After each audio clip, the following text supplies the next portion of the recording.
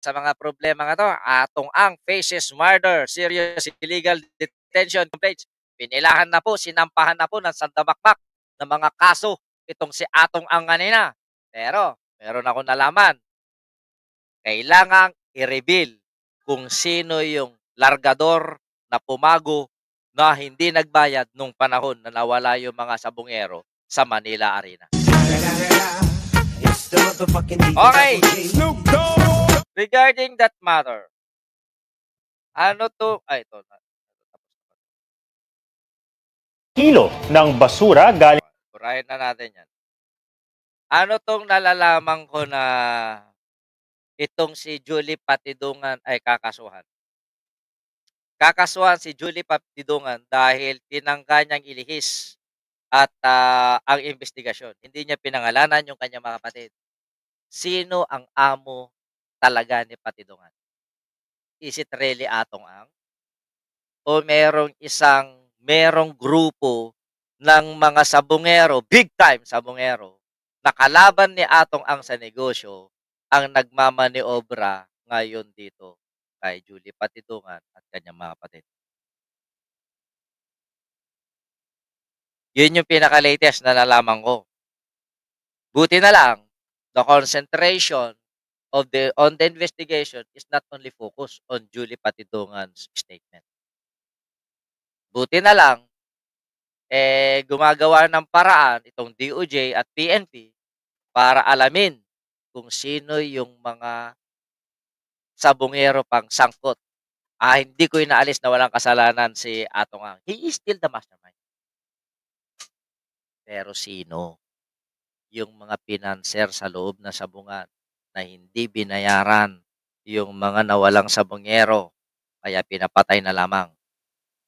Kailangan i-reveal nila kung sino yung pumago ng 6 na milyon, pumago ng 1.8 million para sa manok. Kaninong manok yon? Yung kinalaban ng mga nawalang sabungero. Dapat i-reveal yan. Sino sinasabi ni Julie Patidungan? Patidungan na hindi daw yung kapatid niya yung nag-escort. Kung hindi yung kapatid niya, baka siya. Yeah. May pulis kasi na nasa likod na general, marami. Big time syndicate yan. Sina Esto mo. Ang tanong ko, si Esto mo lang ba? Ang tanong ko, dito, si Atong Ang lang ba? We'll see.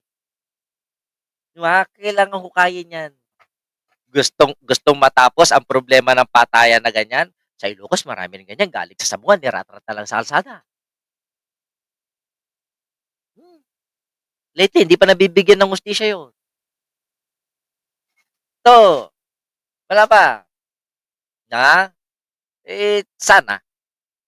Sana naman at saka, ito, nararamdaman ko may malakas na person na gumagamit kay Patidungan para magamit at mapaniwala yung mga pamilya ng biktima na suportahan si Patidungan. Hinay-hinay kayo. Ilan man sabi ko sa inyo. Baka sa pagdidiin ninyo, paniniwala nyo kay Patidungan, yung mga nakapustahan ng pamilya nyo, hindi mapanagot. Kailangan i-reveal kung sino yung pumago na hindi nagbayad. Kasi yun na lang ang inaantay ng mga sabungero bago sila nawala. Yung bayad sa kanila. Bakit hindi binigay? Bakit hindi binayaran? Diba? Yun lang.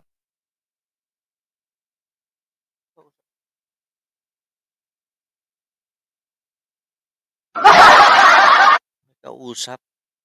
204 po tayo ngayon. Shout out, shout out.